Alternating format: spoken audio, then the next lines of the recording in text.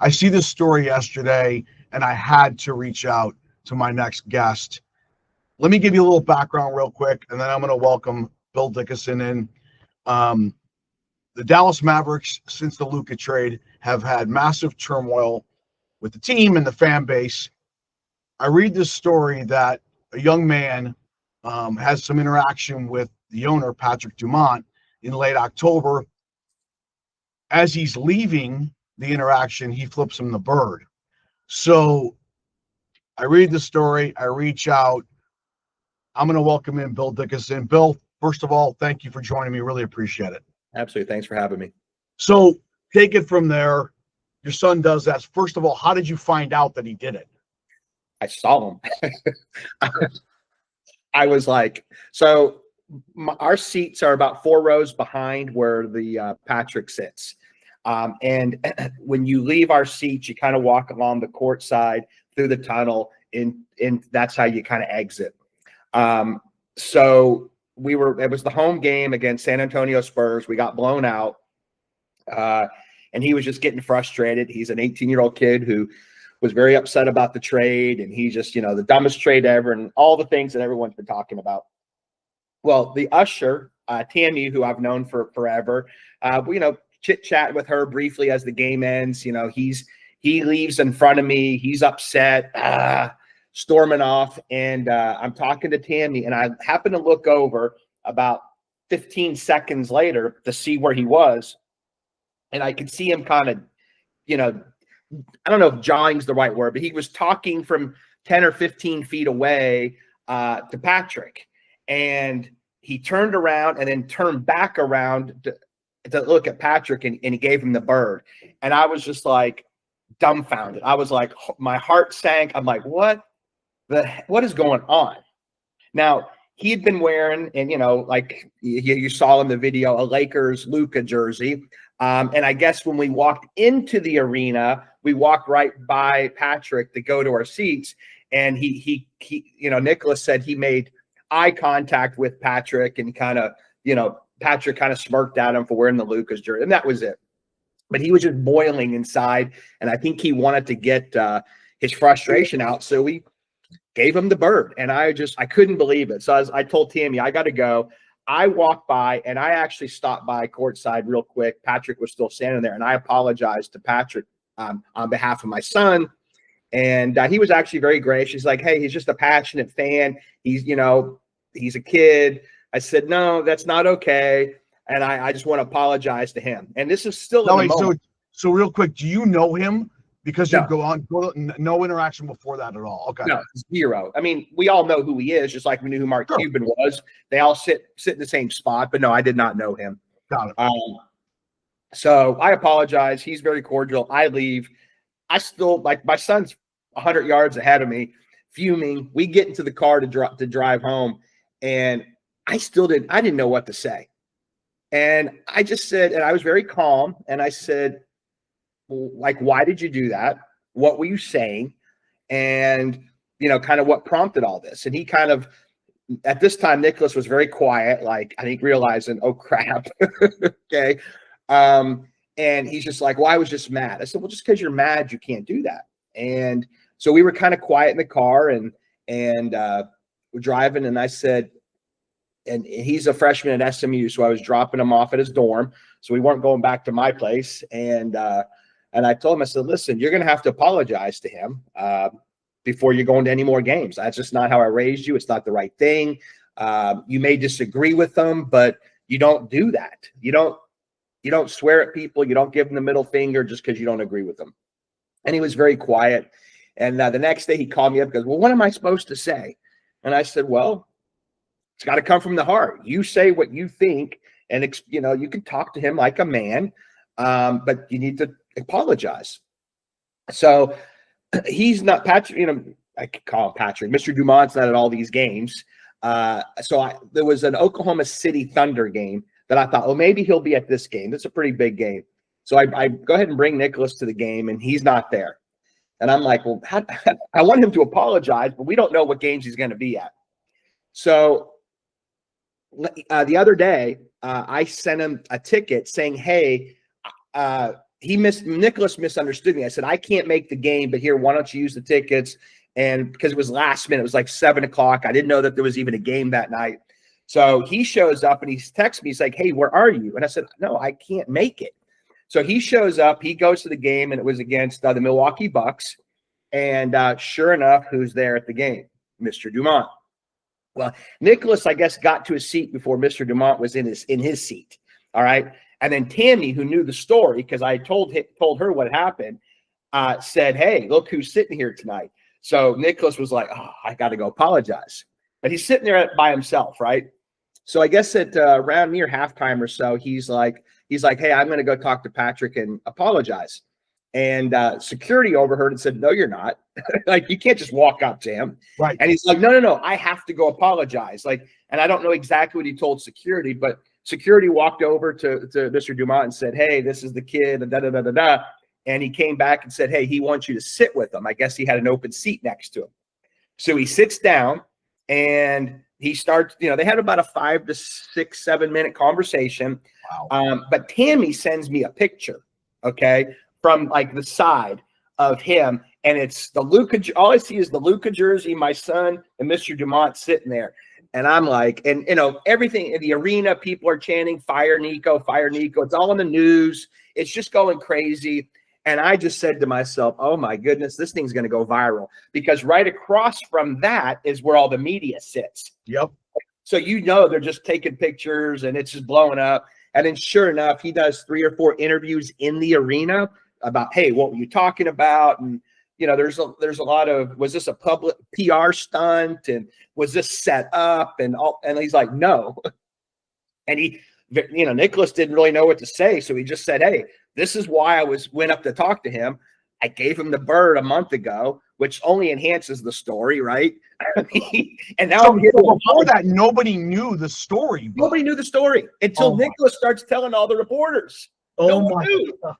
So they're like, what? You gave him the bird? And so, so I went to go apologize, but, Mr. Dumont was, I think in one of his interviews, he said was like, yeah, I thought I was just going to be apologizing the whole time, but Mr. Dumont interacted with them and they had a nice conversation. He listened to it. He heard what my son, Nicholas, who also, you can't make this story up. He goes by Nico. Okay. Like Nico Harrison.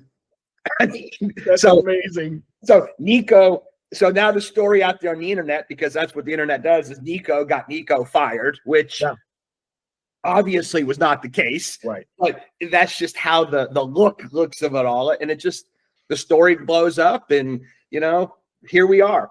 I want to commend you. There's so much negativity. And I think this is one of those where we take a negative story and turn it into a positive. And there's not enough parents. Kids are a product of their environment. I don't care what anybody says. 99% of the things that kids do and say come from the household. And that's the way I was brought up.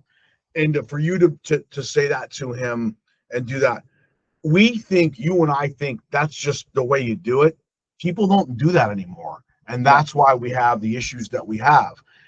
When I was going back and forth with yesterday, I was telling you a story about my son. I'll make it short because he won't want me to repeat it anymore. But the bottom line is he's a freshman in high school and kids were harassing him in an away game. He was pitching, closing the game out.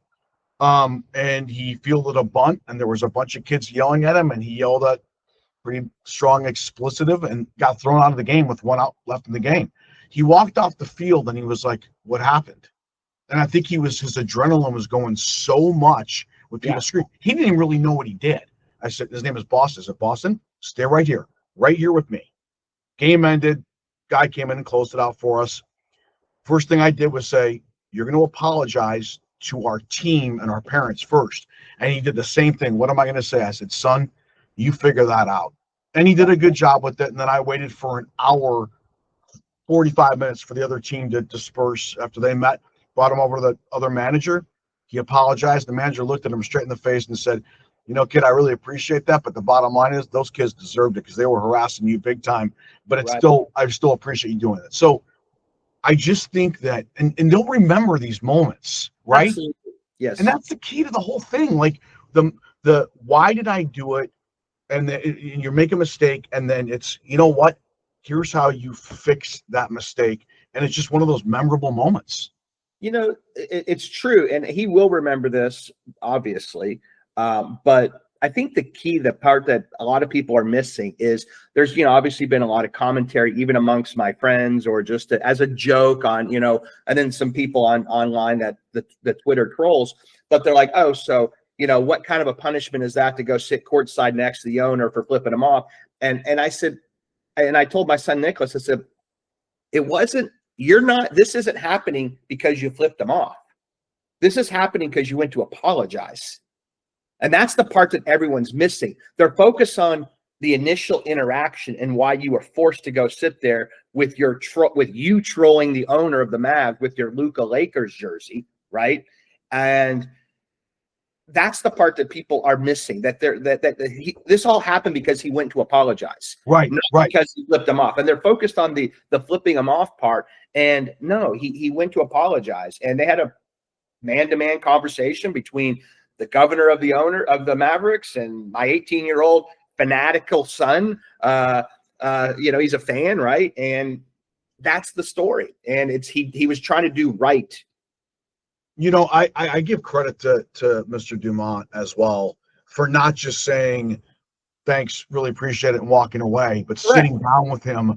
And again, let's take it to another level. He's obviously a billionaire owner, the whole bit. He could say, I've interacted with these guys. Some of them want nothing to do with me, kids, whatever it might be. They're up here. And for him to sit down, to me, that's even a bigger thing, where it's like, no, I want you to sit here, and probably wanted to hear, hey, why did you do it? And talk about like all the things that have happened, and probably said, you know what, I understand why you're, that pissed off or whatever, but yes. I commend him for doing it.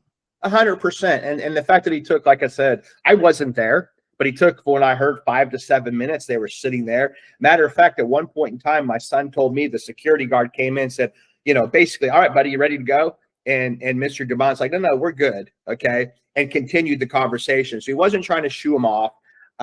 People could talk about the PR stunt, but there was no PR stunt to this. I mean, he screwed up on day one. He was angry since last year, as a lot of the fans were. But I will say, now that Nico is gone, right or wrong, other people can have their own opinion. But I think I was at the game last night with my son, the first game since, Nico was fired, and it was a different environment. I think it's like, it was a cleansing moment, right? Yes. And the team, hopefully the fans now can move on. And what the team ends up doing and the rebuild or however that goes, that's up to them. But it needed to happen just because the fan base was crazy. I don't know if you ever have had this conversation with your son, but I don't know if you have any other kids, but we don't know what to say to our kids. Sometimes we just get so pissed and it comes out or whatever, if they do something wrong. But I finally have had a little epiphany where I use the line, you represent me and your mom. Your last name is my last name. I know a lot of people in this area, and obviously with the station, my name is, on certain things, which is your name. And you need to respect that. You need to understand that, because you're not just hurting yourself when you do things like that. You're making me look bad. And that, I always say, like, I don't need anybody to make me look bad. I do a good enough job by myself, right? But I think that's another important learning lesson. Like, you're representing. You've got a Chevy dealership, and I'm sure know a ton of people in the area, and it's just, you know what? It's not right for your kids. They're not going to make all the right moves, but they need to know, like, hey, when you do something like that, it doesn't just affect you, it affects your parents too. It does, but I want to clarify, like, I only happen to see that. I don't even know how many people in the arena saw a good point. Blowout. It was a blowout game. People were dispersing, whatever. It was the fact that I saw it was very random. I just happened to turn around in that brief second that it happened. At no point in time did I ever think, and I hear what you're saying, but I never thought about me. To me, it was 100% like, what does he do? Like, why is he flipping this man off? Right? I know what it's about, but I'm like, this is not okay. And I cannot just let this go by or say, hey, I understand why you were mad, but don't do it again. No, that wasn't going to be okay with me. And I think a lot of people think that, yeah, I'm trying to protect my image, or it's about raising a child, and it's about doing the right thing. So to wrap up, and again, I appreciate it so much. I think that, again, we look at all, and social media is just, I mean, the absolute worst. I mean, you can't win. Somebody's going to find something, but I always say there are going to be negative things out there, but let's turn them into a positive. In the end, our kids are going to make mistakes. It's how we deal with them. And I commend your son, because nowadays, I mean, it's taking me years to get my son, older son, who's a senior now, to walk into a place, order food. They don't have any interaction because of the phone thing. And so they're like, talk to him, especially talking to the owner of the team. I mean, that's intimidating. And then you not being there. Yes. So I give him a lot of credit for doing it and doing it well. Well, I'll give the mother some shout out for that. Bill, can't thank you enough. Good luck with the dealership, and I guess I'd say good luck to the Mavs. I don't know what's going to happen. We made this big sign for Clay when he came back, and had all of our listeners that were out at our event sign it. We love the man, but he's obviously struggling a little bit. So so sitting with my son, the Mavs need to hire him to sit in their video room or something, analytics room, because when we're watching the game, it's like watching the game with AI. My son's like, oh my God, don't let Clay take that shot from that spot. He can't hit that shot. He knows like all the players and what their strengths and weaknesses are from their shooting things. He's like, why isn't Jason Kidd going into a zone right here? Look at the people on the court. And so he's very passionate about the game. And he was talking about Clay last night. I was like, well, Clay's got like 15 points tonight. He's like, yeah, on like 16 shots. I want to tell you one thing real quick before we go. I'm from Chicago, grew up watching Michael Jordan, moved to Philly for 10 years, now at San Francisco for 8. This guy's my favorite player of all time in sports. And there's a couple reasons, but number one is the way he presents himself on the court, and he's wanting to win,